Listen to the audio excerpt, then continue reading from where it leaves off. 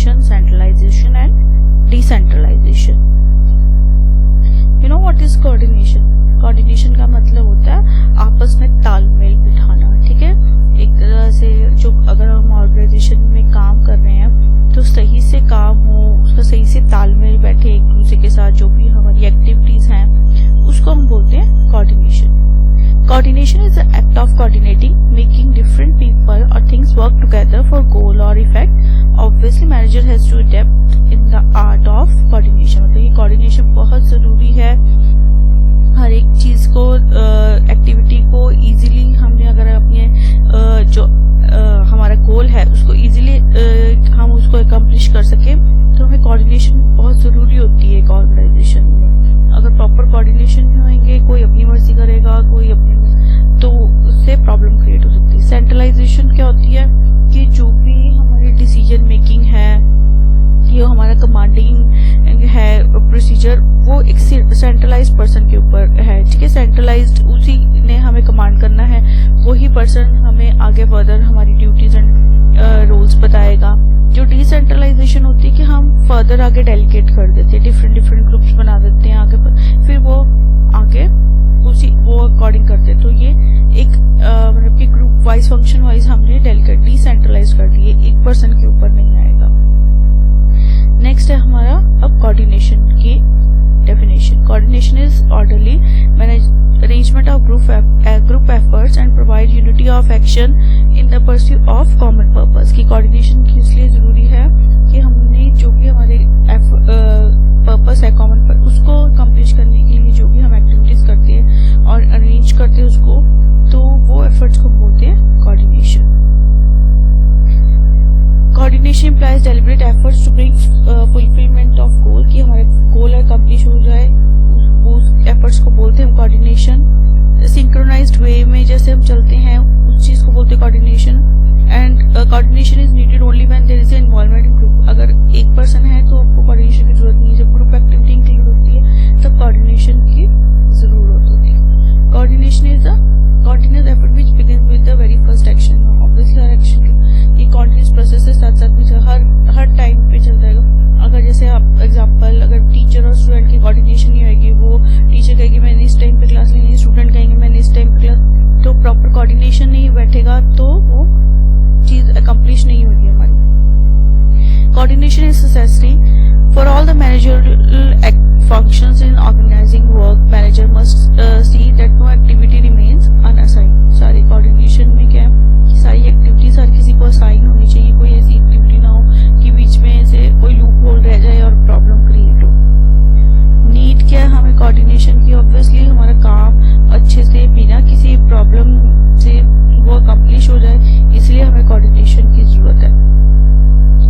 अगर हम बिना कोई सही से अगर हम ध्यान नहीं देंगे, कोई एक्टिविटी बीच में रह जाएगी तो क्या हो जाएगा, प्रॉब्लम हो जाएगी। अब जैसे क्लासेस आपने एडमिशन ली है, उसके बाद अगर आपकी क्लासेस लग रही हैं, ठीक है, और बीच वाले डिपार्टमेंट ने आपको अगर नहीं इन्फॉर्म किया कि क्लासेस लग रही हैं टीचर्स को, तो वो क्या होएगा, प्रॉब्लम क्रिएट हो सकती है वहां पे। तो कोऑर्डिनेशन बहुत जरूरी होती है। नेक्स्ट है हमारा प्रिंसिपल ऑफ कोऑर्डिनेशन। सबसे पहला प्रिंसिपल क्या है? Principle of direct contact. की कोऑर्डिनेशन में एक डायरेक्ट कॉन्टेक्ट होना बहुत जरूरी है, ठीक है। अगर आप डायरेक्टली कंट्रोल कर सकते हो, कोई भी प्रॉब्लम है, कोई भी आपकी इशू है, तो हम अगर डायरेक्ट हमारा कांटेक्ट होता है कोऑर्डिनेशन में, तो हम उस चीज को रिमूव कर सकते हैं, कोई प्रॉब्लम को, मिसअंडरस्टैंडिंग। अर्ली स्टेज कोऑर्डिनेशन पहली स्टेज ही है एक तरह से। स्टार्ट प्लानिंग के साथ साथ ही कोऑर्डिनेशन आ जाती है। हमने प्लानिंग करनी है, उसके बाद किसको काम देना है, उन ग्रुप में प्रॉपर कोऑर्डिनेशन हो कि इसका ये वर्क है, इसका ये वर्क है, तो ये चीज होनी, ये अर्ली स्टेज ही क्या ही प्रोसेस है। Reciprocal relationship. Obviously coordination reciprocal है। आप अगर किसी के साथ अच्छे से कोऑर्डिनेट करोगे, वो बंदा भी आपको फिर रेसिप्रोकेट करेगा। प्रिंसिपल ऑफ कंटिन्यूटी एक कंटिन्यूट प्रोसेस है, चलता ही रहता है। कोऑर्डिनेशन हर जगह पे जरूरी होती है, कंटिन्यूसली चाहिए नहीं एक बार ये अपने कोऑर्डिनेशन आपस में उठा ली फिर दोबारा अपनी मर्जी करो या वो बंदा अपनी मर्जी करे। सेल्फ कोऑर्डिनेशन भी बहुत जरूरी है। अपने आप को भी सेल्फ कोऑर्डिनेट करना पड़ता है कि हमारी एक्टिविटीज हैं वो सही से कंप्लीट हो जाए। अब कोऑर्डिनेशन प्रोसेस है, उसमें क्या है, clearly define and understood the objective. Objective क्या है हमारे, सबसे पहले कि हमारे जो ऑर्गेनाइजेशन का मेन गोल क्या है, सबसे पहले वो देखना है। फिर हमने वर्क डिवाइड करना है फॉर द वर्कर्स में कि इसका ये काम है, इसके बाद उसको ग्रुप करना है, जो कॉमन ग्रुप है उसके अकॉर्डिंग डिवाइड कर देना है। फिर किसकी क्या अथॉरिटी है, कौन किस चीज़ के लिए अकाउंटेबल है वो डिफाइन करना है। फिर उनकी रेगुलर एंड टाइमली कम्युनिकेशन होनी चाहिए कि किसने क्या किया, रिपोर्टिंग यू कैन से, ठीक है। और साथ में क्या आप साउंड लीडरशिप, आप उनको मोटिवेट करो ताकि वो जो आपका काम है सही से कंप्लीट हो जाए। Types of coordination, internal and external coordination. Internal coordination में क्या है, जो विद इन आपके ऑर्गेनाइजेशन डिपार्टमेंट वाइज कोऑर्डिनेशन, और एक्सटर्नल जो आपके एनवायरनमेंट एग्जिस्ट करता है, ठीक है, आउटसाइड योर ऑर्गेनाइजेशन, तो वो होता है एक्सटर्नल है। तो दोनों तरह से हमें तालमेल बिठाना पड़ता है। अब जैसे कोरोना पीरियड चल रहा है तो वो क्या है, एक्सटर्नल एनवायरनमेंट के साथ हमने कोऑर्डिनेट किया है ऑनलाइन क्लासेस का, तो ये एक्सटर्नल कोऑर्डिनेशन हो गया। वर्टिकल एंड हॉरिजॉन्टल, वर्टिकल में क्या हो गया, ठीक है, जो आपकी टॉप मैनेजमेंट के थ्रू आपकी डेलीगेशन अथॉरिटी होती है। वर्टिकल में हो जाएगा आपके प्रोडक्शन डिपार्टमेंट, सेल्स डिपार्टमेंट, आपस में जो कोऑर्डिनेशन हो जी। Systems approach to coordination. The system approach decomposes an organization into three broad components: are actors, goals, and resources. The actors comprises of entities such as management, employees, and customers, suppliers, and the stakeholder perform. इसमें क्या है कि जो system approach है coordination की, वो कैसे, वो तीन तरीके से है, एक्टर्स, गोल्स एंड रिसोर्सेज। सबसे पहले एक्टर्स कौन से होते हैं, जो हमारी मैनेजमेंट, एम्प्लॉयज, कस्टमर, सप्लायर्स है, स्टेक होल्डर्स हैं हमारे, वो क्या करते हैं, हाँ, उनका जो मेन एक्टिविटीज होती है वो एक्टर्स जिन्होंने प्ले करना है, काम करना है। गोल्स हमारे ऑर्गेनाइजेशन का क्या गोल है, और रिसोर्सेज हमारे पास रिसोर्सेज क्या अवेलेबल हैं। इन तीनों की आपस की कोऑर्डिनेशन होनी बहुत जरूरी है सिस्टम।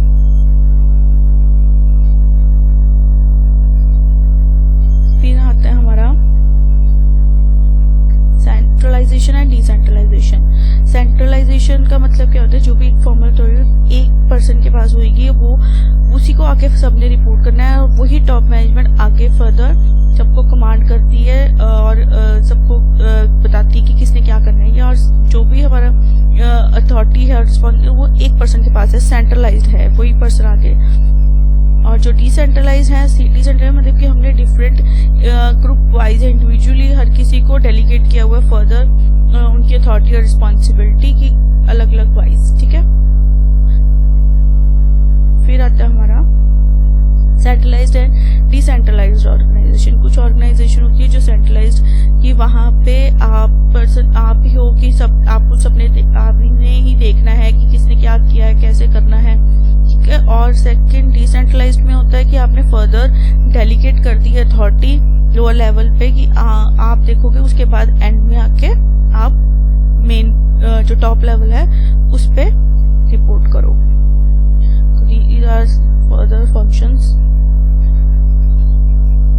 तो इन मॉडर्न टाइम्स में क्या है कि हमें जो सेंट्रलाइज्ड और डिसेंट्रलाइजेशन को इकट्ठे लेके चलना पड़ता है। हमें सेंट्रलाइज्ड अथॉरिटी भी रखनी पड़ती है प्लस डिसेंट्रलाइजेशन भी रखनी पड़ती है। एडवांटेज क्या है, ये एडवांटेज एंड डिसएडवांटेज है हमारी organisation centralised and decentralised organisation के। This chapter is over. I hope this is clear to you.